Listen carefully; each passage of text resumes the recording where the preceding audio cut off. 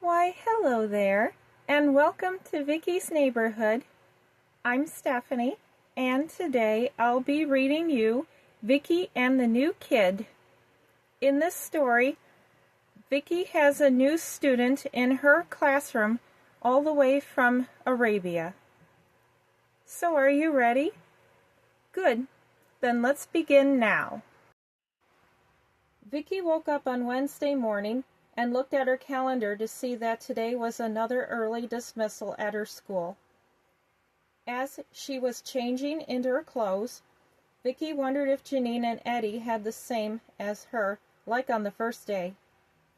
Vicky said good morning to her 15-year-old brother, Eddie, and Eddie did the same before kissing her forehead. Of course, Vicky didn't mind when her brother kissed her forehead, especially when she was always happy to see him, and Vicky loved him very much. As Vicky looked at the calendar again and saw that it was the 5th of October, she knew that in 3 days it'll be her birthday on the 8th of October. She couldn't wait for her birthday. Vicky was certain that she had her appetite prepared for the honey and lemon cake that her mother was going to order from a bakery where her Grandma Ruby used to work at. When honey and lemon came on her mind, Vicky knew that it had been approximately 25 days since her Uncle Peter and Aunt Lizzie treated her tummy ache. Just then, Vicky's pregnant mother called her down for breakfast. Vicky answered that she was coming, and so she picked up her backpack and went downstairs. Once she got downstairs, Vicky saw that Eddie and Janine had already got their waffles and orange juice. "Strawberry and banana waffles!" Vicky cried happily. "My favorite!" "Oh, good. You're ready to eat, my sweet girl," Martin said cheerfully as he set down his daughter's plate on the table. "Yes, Daddy, I sure am," replied Vicky. Her father kissed her forehead. "Now eat up, baby," he told his daughter. "You don't want to go to school on an empty stomach." Vicky's cheeks turned a shade of pink. "That's what Uncle Peter says too," she giggled as she watched the syrup cover her waffles. "And he's exactly right, isn't he, Janine?" Eddie said.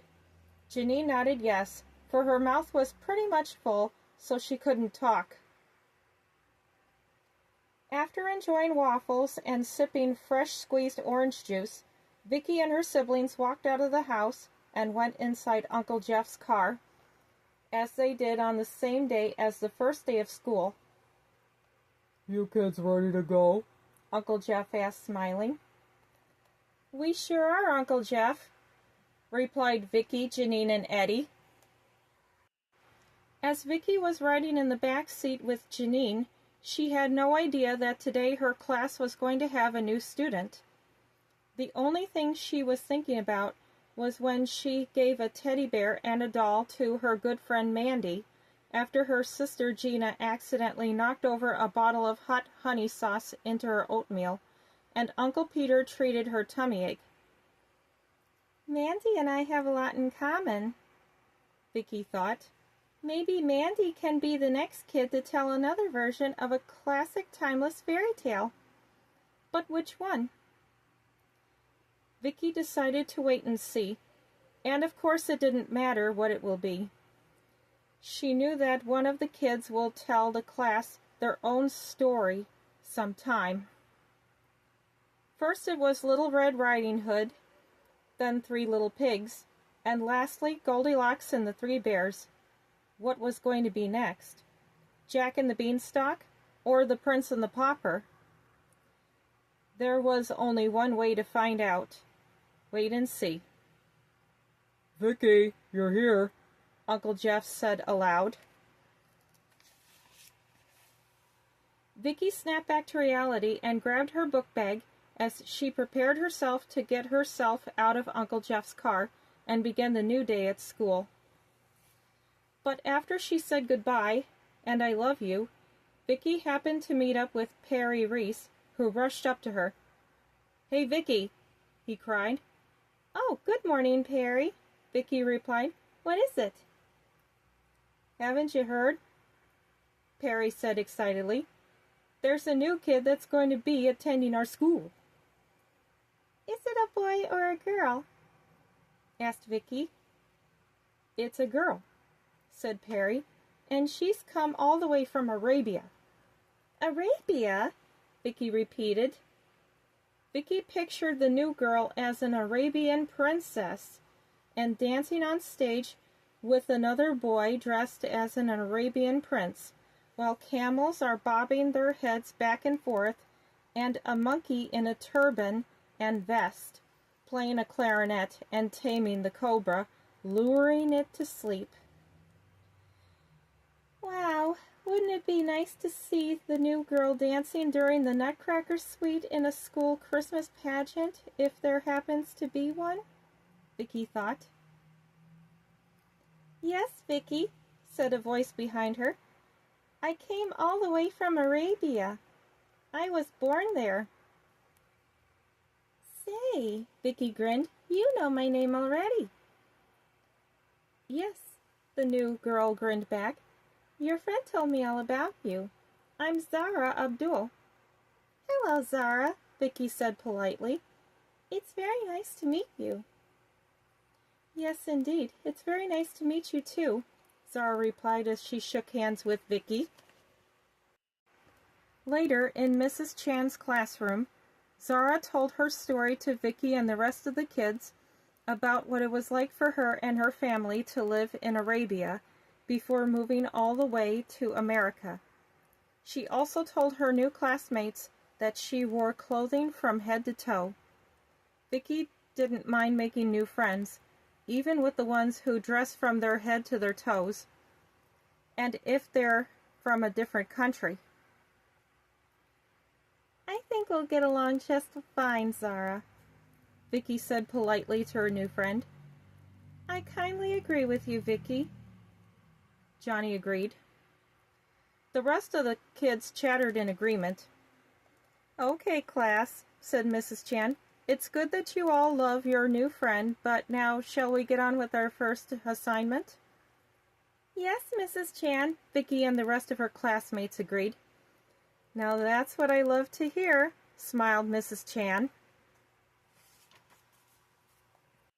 Later that morning, after a series of reading, arithmetic, science, history, and even social studies at 11 o'clock, another student, whose name was Julie Hampstead, looked over at Vicki as she fiddled slightly with her pencil.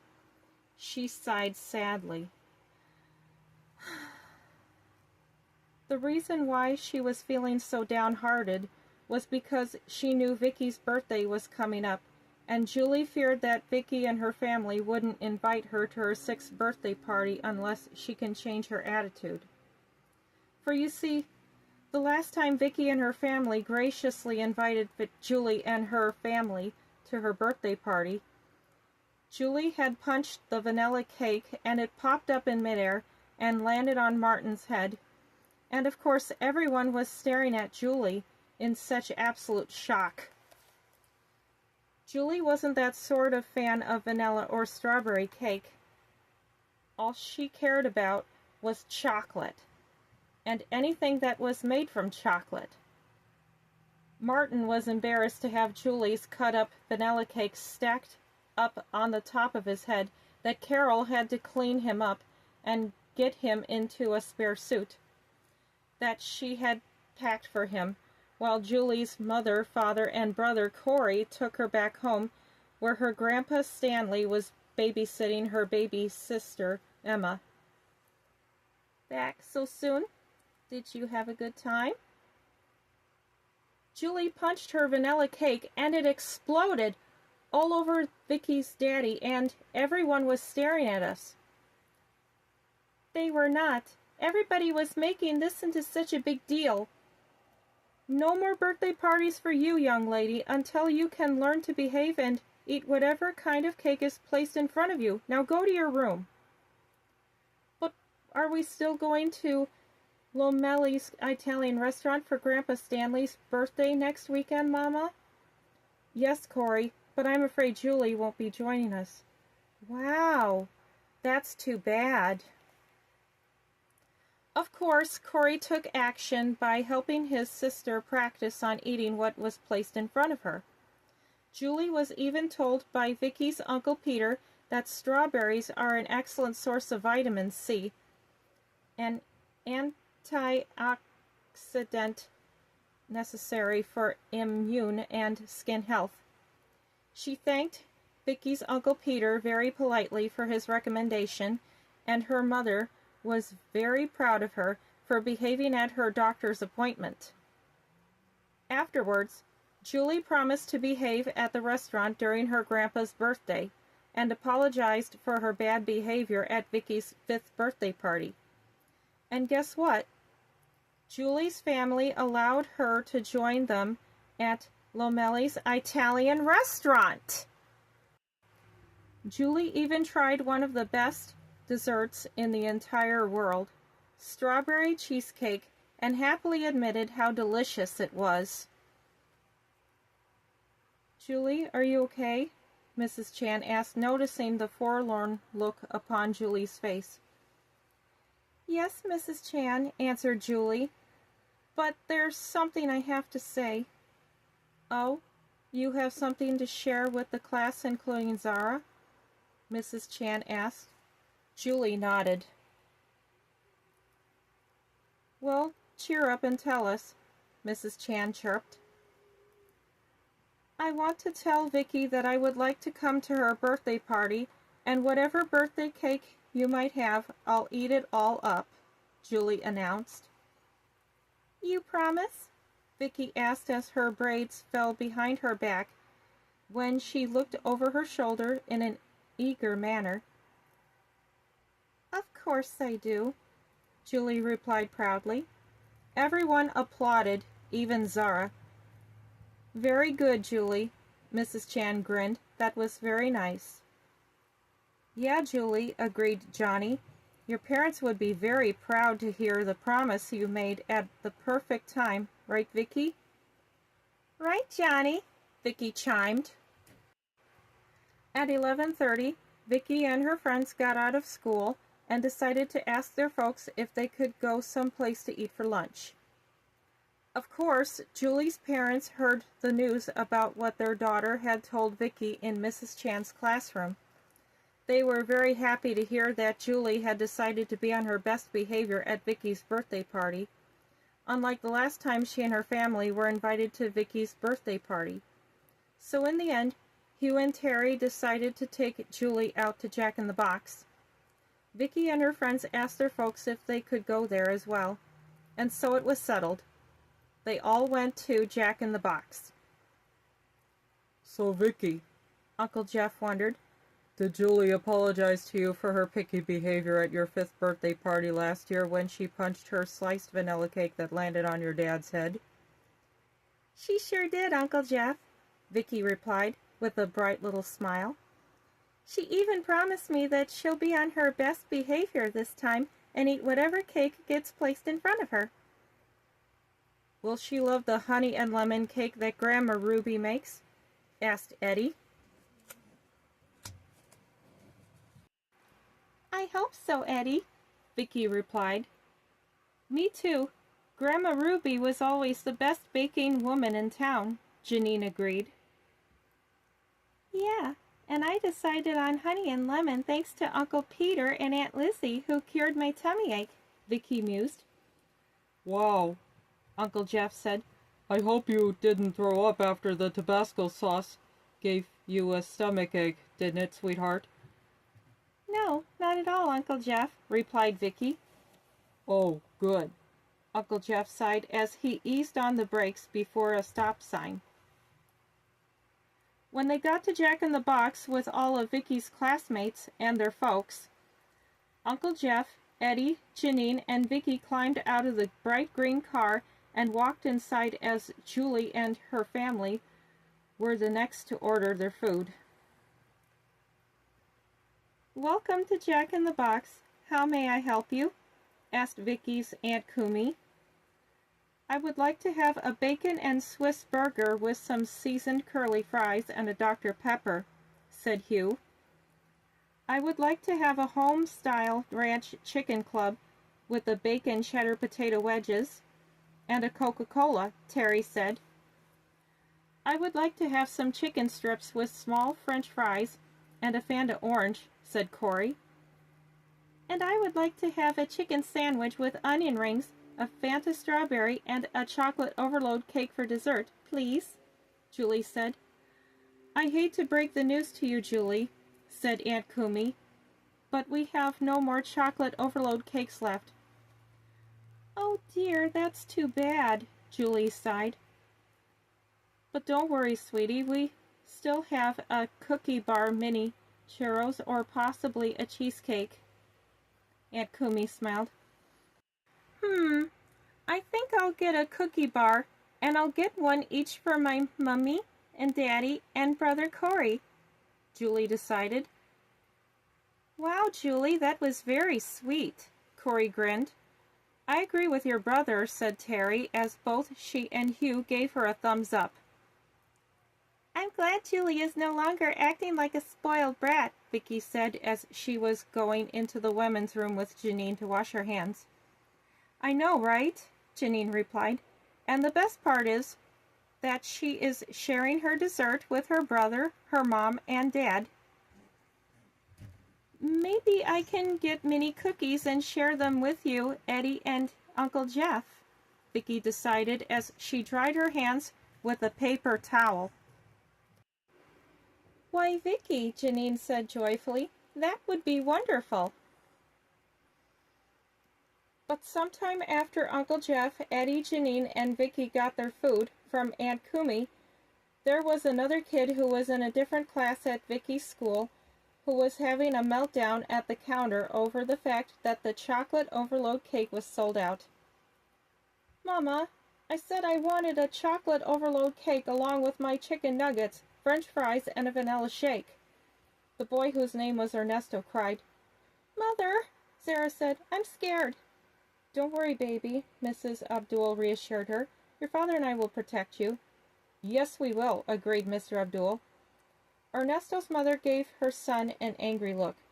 Ernesto, she said, the clerk said that there are no more chocolate overload cakes left.